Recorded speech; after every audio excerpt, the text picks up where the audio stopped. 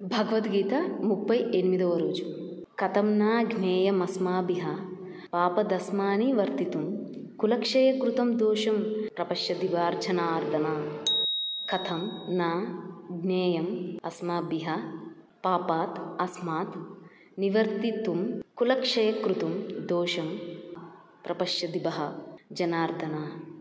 జనార్దన, హే జనార్దన, కులక్షయకృతం కులనాశము వలన కలుగు దోషమును ప్రపశ్యదిభ చక్కగా గ్రహించిన అస్మాభిః మా చేత అస్మాత్ ఈ పాపము నుండి నివర్తితుం తొలగుటకు కథం ఎటుల జ్ఞేయం తెలియదగినది నా కాదు. జనార్దన, కులనాశనం వలన కలుగు నష్టములను ఎరింగిన మనము ఈ పాపములకు దూరం ఉండుటకు ఎలా ప్రయత్నించకూడదు? Janardhana, having realized the losses caused by the caste annihilations, why should we not try to stay away from these sins?